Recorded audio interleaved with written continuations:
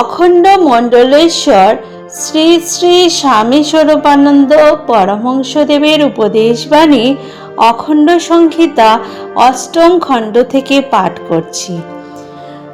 ভক্তের মর্যাদা। শ্রী শ্রী বাবামণি বলিলেন, ভক্তদিগকে পূজা করবে, ভক্তদিগকে ভালোবাসবে, জাতি লিঙ্গের বিচার করো না, মতামতের পার্থক্য দেখো না। ভগবানের যে ভক্ত সে তোমার বন্দনীয়। গৃহী হলো পূজনীয়, ত্যাগী হলো পূজনীয়। ভক্তকে মর্যাদা দিলে ভগবান প্রীত হন। অভক্তের মর্যাদা।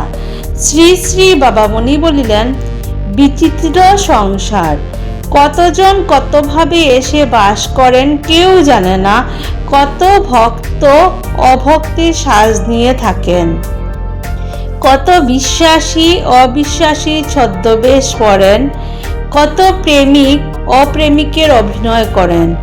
তুমি কি তাদের সবাইকে চেনো? তুমি সকলের অন্তর জানো। জানা কঠিন এবং জানার প্রয়োজনও নেই। নিজের অন্তরকে জানাই তোমার সবচেয়ে বড় প্রয়োজন। সুতরাং অপরের মনকে জানার চেষ্টা না করে অভক্ত অবিশ্বাসী অপ্রেমিককেও ছদ্মবেশী ভক্ত জ্ঞান করে মর্যাদা দেবে। কারো অমর্যাদা করো না, কাউকে তুচ্ছ করো না। চোরকে দেখেও যে সাধু জ্ঞান করে সেই তো সাধু চিনেছে। নিজের দিকে তাকাও। শ্রী শ্রী বাবামণি বললেন, তোমার লক্ষ্য হোক তুমি যেন ভক্ত হতে পারো, তুমি যেন প্রেমিক হতে পারো। নিজের অন্তর অনুসন্ধান করো, খুঁজে দেখো এক যুগ পরে এক অসতর্ক মুহূর্তে হঠাৎ অঙ্কুরিত হবার আশায় মাটির অন্তরালে গোপনে কোথাও লুকিয়ে আছে। জগতে সকলকে ভক্ত বলে জ্ঞান করে প্রাণপণ যত্ন নিলে নিজের ভেতরের অভক্তিকে সমূলে উচ্ছিন্ন করবার চেষ্টা করো। পুরুষকারে যখন ব্যর্থ কাম হবে নামের উপরে নির্ভর করো। নামে যখন নিষ্ঠা কমবে পুরুষকারকে তার সঙ্গে যুক্ত করো। মোট কথা, কোনো অবস্থাতেই তুমি অলস হতে পারবে না। সোনার দেশ। শ্রী শ্রী বাবামণি বলিলেন, কবে জগৎ তেমন সোনার দেশ হবে রে? পরের দোষে দৃষ্টি না দিয়ে কবে তোরা নিজের দিকে তাকাবি রে? নিজের প্রাণের প্রেমের জোয়ারে কবে তোরা জগৎকে ভাসিয়ে দিবি রে? কবে তোদের তপস্যা তোদের পূর্ণতার সাথে সাথে নিখিল জগতে পূর্ণতা বিতরণ করবে রে?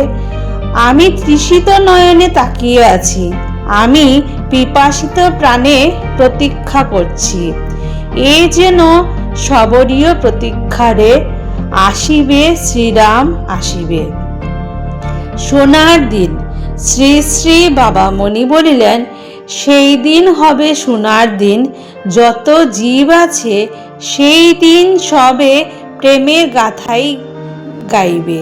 হিংসা নিন্দা ঈর্ষা দেশ সবাই ভুলে যাবে। ধর্ম প্রচারের নিভৃত পন্থা। অদ্য শ্রী শ্রী বাবামণি 1002 গজ ভ্রমণ করিলেন। ভ্রমণান্তে যখন বিশ্রাম করিতেছেন তখন কথাবার্তা হইতে লাগিল। একটি প্রশ্নের উত্তরে শ্রী শ্রী বাবামণি বলিলেন, প্রকাশ্য জনসভা করে আমাদের ধর্ম প্রচার করার কোনো প্রয়োজন নেই। আমাদের ধর্ম গ্রহণ করবার জন্য যারা জন্ম পেয়েছে তারা নিজ নিজ প্রাণের তাগিদেই এসে কাছে দাঁড়াবে। আমার গত মৌনের সময়ে তা আমি বিশেষভাবেই অনুভব করেছি। বহু ছেলে বহু মেয়ে তখন স্বপ্নে দীক্ষা পেয়েছে। এমন লোকেও পেয়েছে যা আমাকে পূর্বে কখনো পার্থিব দেহে দেখেনি। এর মানে কি জানো? এর মানে হচ্ছে এই যে নিভৃত নীরব প্রাণের আহ্বান প্রকাশ্যে উচ্চারিত ঘোষণা বাণীর চেয়ে বহু গুণে অধিক শক্তিশালী। প্রচারশীলতার অসম্পূর্ণতার দিক। শ্রী শ্রী বাবামণি বলিলেন, যা করার সবচাইতে বেশি দরকার তা হচ্ছে অন্তরের শক্তি সংগ্রহ করা। বাহিরের প্রচারশীলতা প্রকৃত প্রস্তাবে ভেতরের শক্তিজয়ন চেষ্টাকে প্রভৃত পরিমাণে খর্ব করে।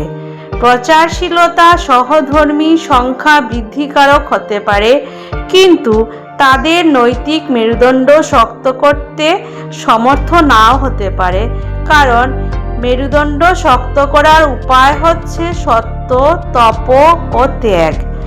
প্রচারশীল হবার আগে প্রচারশীলতার এই অসম্পূর্ণতার দিকটাকে কোনো ক্রমেই উপেক্ষা করা চলে না। নীরব আহ্বানের পথে।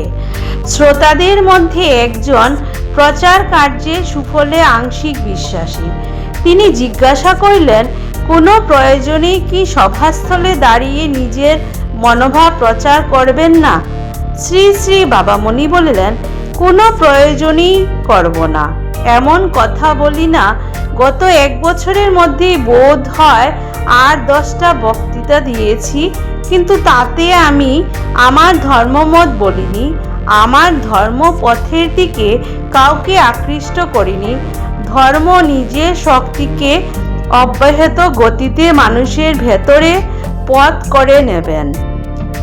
বাহ্য প্রয়াসের প্রয়োজন তাতে হবে না, কিন্তু যেখানে ধর্মমতের ভেদ বিশ্বাসের ঊর্ধ্বে দাঁড়িয়ে সকল মানুষের জন্য যুগপৎ কাজ করা যায়, এমন ক্ষেত্রে কণ্ঠের শ্রম করতে পারি।